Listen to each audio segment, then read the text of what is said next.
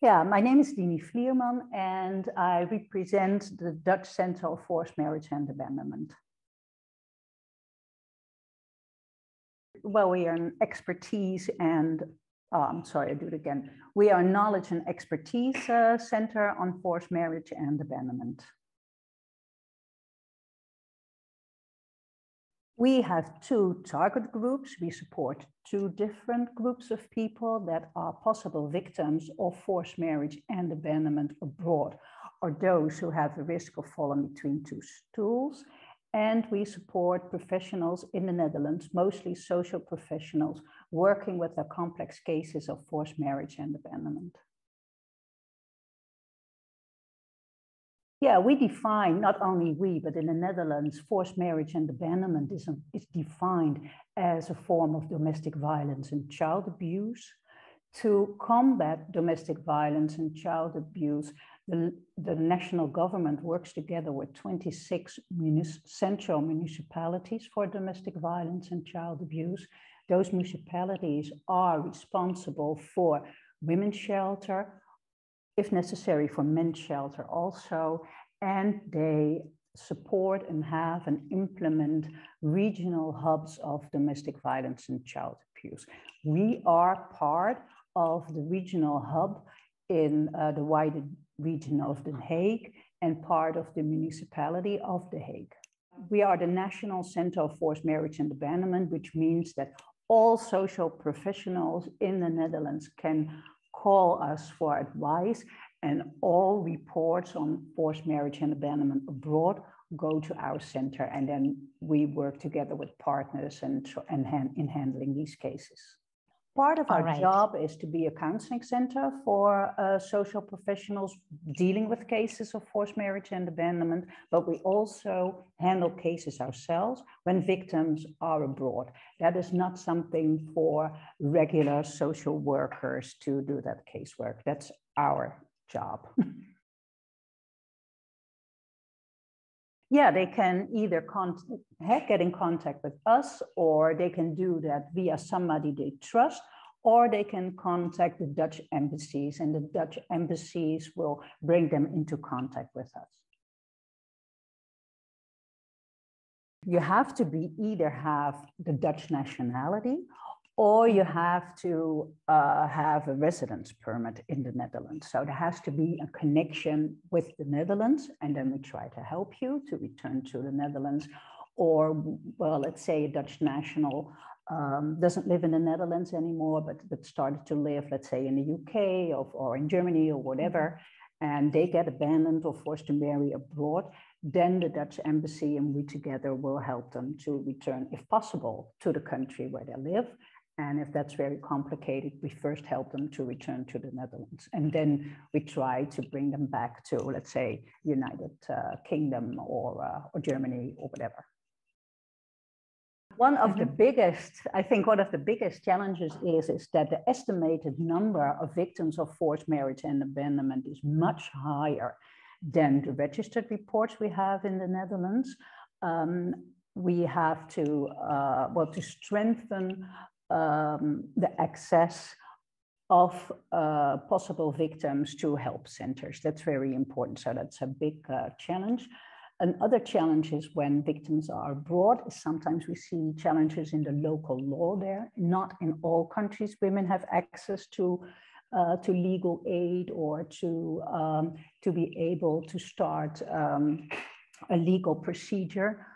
Sometimes we see that men can issue a travel ban on their wife or on their children to make it impossible for them to return to the Netherlands. So that's another big challenge that we have, and I think it's also important to work on. I already said that, but to work on the strengthening that possible victims really get access in the Netherlands to help centers. I think that's one of our biggest challenges. And I think another one is that we need actually more protective measures to prevent victims to be forced to marry abroad or to be abandoned.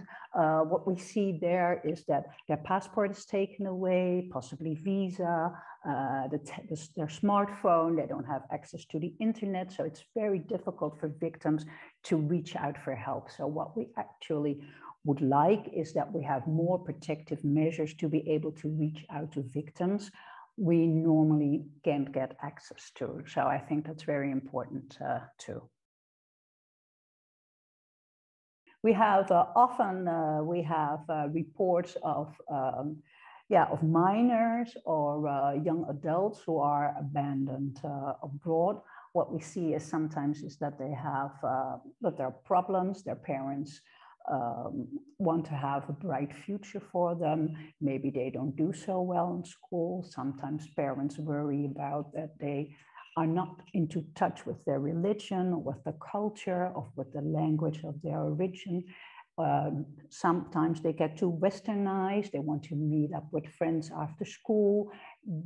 The way they talk back to the parents, and parents can sometimes worry and bring their children back to the country of their origin, take away their passport, all means to get in contact, to have them re-educated.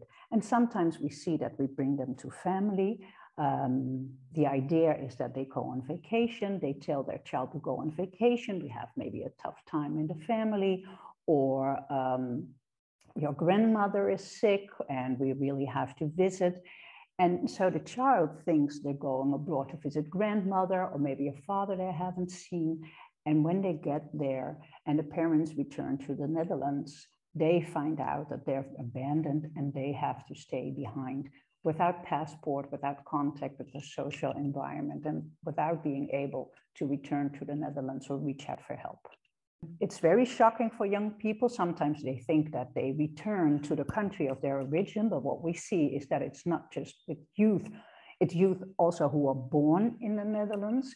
They are accustomed to a way of life here. Sometimes they're left behind by family they don't know the country, they don't speak the language.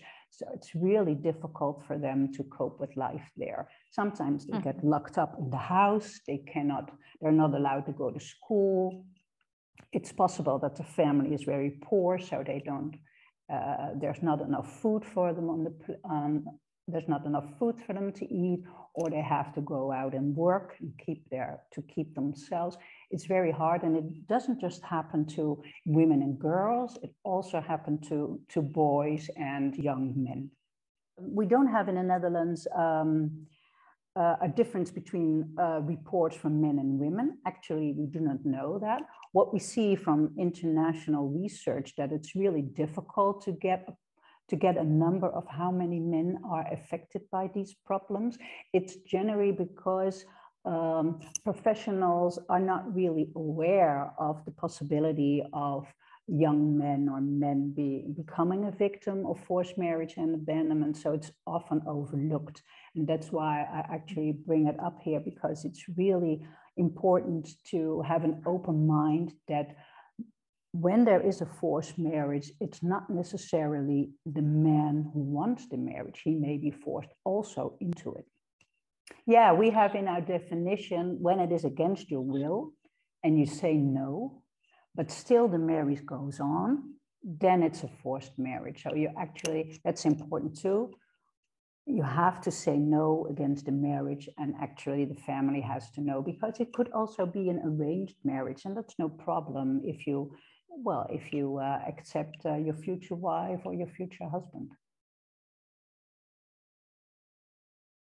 Yeah, well, what I think is important is to be more aware and put more focus on gender inequality, because there's a difference of power between men and women, and the difference in power leads to domestic violence and child abuse. And we see it also leads to forced marriage and abandonment.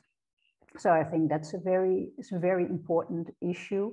I think we also should be aware that forced marriage and abandonment is here. like in all European countries. It's not typical for the Netherlands or for the UK. We see it in all European countries. So we have to be more aware of it. And I think that is one of our big challenges.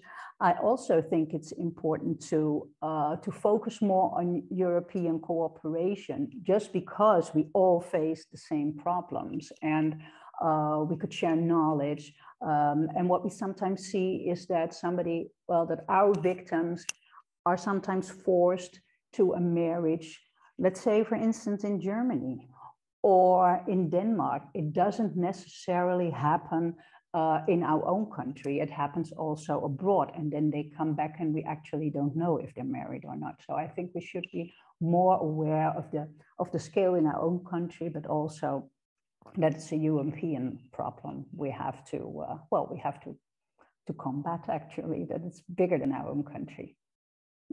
Yeah, what I just think is what I didn't get into is what we see. I don't know if you have the same, but that there's quite a high threshold for possible victims in different communities to have access to help centers. And working together with organizations for people with a refugee or a migrant background is very important, I think, to lower this threshold. And professionals should work together with these organizations to gain more trust within the community. So if problems arise, they feel comfortable enough and they have enough faith in the organizations that they can go and ask for help, because often we see that parents are still scared that the children are taken away from them, or that other severe measures are taken. And it's not the case that if you ask for help in let's say in raising your child, that the Dutch government takes your child away. That's not the case at all. So I think that's important that we work more on that. In Holland, there is an alliance of organizations for people with a migration or refugee background. They organize meetings within the different communities to talk about like taboo subjects like forced marriage, abandonment, but it can also be worries about how do you raise your child in such a different environment than you're possibly used to yourself. How do you cope with the freedom children have here in the Netherlands? And we actually think it's quite normal when they're not used to that, because it's often too dangerous to let a child roam around like the way they can do here. Or how do you cope with children talking back to you and not immediately standing to attention? And it's very important too that within the community people can share their ideas and experiences about that. And on the other hand, also know that that we should be open about traditional values, but that forced marriage and abandonment, that is not allowed in the Netherlands, and that there is a law against that. I think that is important too. Yeah, why parents do that. And maybe there can be, often that is the case, there can be a different solution.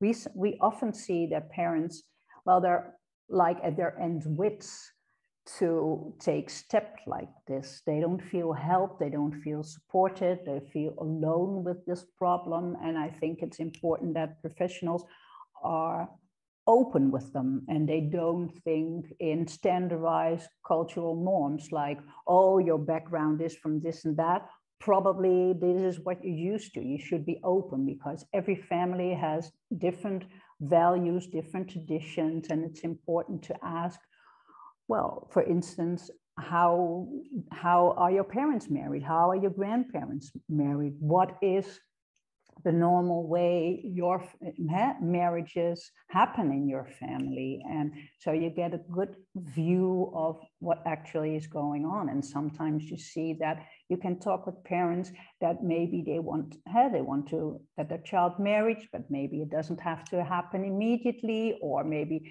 it's possible to marry somebody of their own choice. Often you see that there are possibilities to have an open conversation about it.